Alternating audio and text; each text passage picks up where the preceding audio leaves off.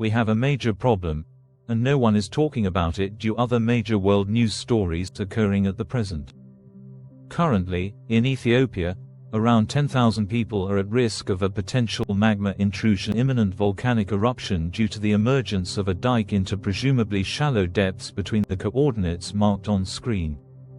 This intrusion appears to have been underway since at least September 27, 2024, and in the time since has not only generated 5 magnitude 4 range earthquakes, but also allegedly created new geysers and hot springs, formed large cracks in the ground, and damaged a nearby railroad due to the amount of ground displacement which has already occurred. Part of this lack of coverage by major news outlets or discussion by the government of Ethiopia likely relates to other significant problems currently ongoing in the country. Nevertheless, I am saying this to potentially save lives. While I do not have much to go off of since I am not physically in Ethiopia or have any people there, satellite INSAR data seems to uplift, and magma dike suggests that between a 14.2 and 21 km long dike of magma has developed since September 27, with 3 possible rough outlines of the magma dike marked on screen. This dike location could be inaccurate by as much as 2 kilometers, so take their location with a grain of salt.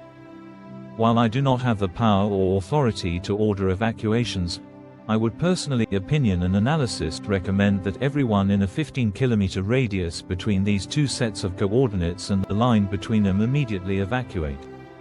Yes, I could be wrong here, but I simply cannot risk chance that I am right, hence why I am posting this video. Before I even wrote this script, I reached out to the Ethiopian Embassy in the United States, the US Geological Survey, and the Ethiopian government, telling them of my findings. I do not believe the current intrusion to be related to the nearby Erta Ale or Dafan volcanoes, although due to the theoretically possible link with these systems, I have personally marked them as an alert of yellow when in reality their official alert levels are still green.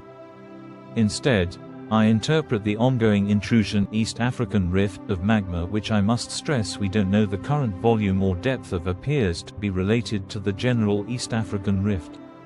The East African rift is a 25-million-year-old zone where through 4 segments the Nubian plate is separating from the Somali plate at a rate of 5 to 7 millimeters a year.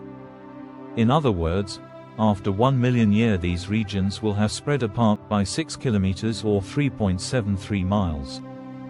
However, this is not occurring along a singular line, but rather a zone of weakness known as a rift valley, which contains numerous smaller rifts which have left behind scars in the landscape. Due to how thin the crust is here, it allows for hot material in the mantle to intrude into it through paths of least resistance, creating magmatic dike intrusions which occasionally reach the surface and erupt, forming a chain of volcanoes. This zone contains approximately 90 such active or potentially active volcanoes, among which in the eastern segment 2, Erta Ale and Old Doinyo Lengai are currently erupting. Most of these are basaltic, producing small to medium-sized fissure eruptions reminiscent of Iceland's Reykjanes volcano, and yet, a few systems such as Erta Ale are largely rhyolitic, with the capability for some of the planet's largest explosive eruptions, involving widespread ashfall and pyroclastic flows. Magma composition regarding the current intrusion, I do not like the possible scenario that it could be rhyolitic. This area north of Erta Ale has seen multiple similar intrusions occur during the last 50 years, like in 1981, which also generated surface cracks, 1989, and 2015, but by far the current intrusion is the strongest and longest among them. And, while 3 prior dikes failed to reach the surface and produce an eruption, the 2015 dike was studied in detail and found the following. The dike has a viscosity consistent with rhyolite magma, specifically at 5 to 8 kilometers depth. While most magmatic intrusions fail to reach the surface, meaning this is the most likely outcome given the current situation, this is still quite concerning.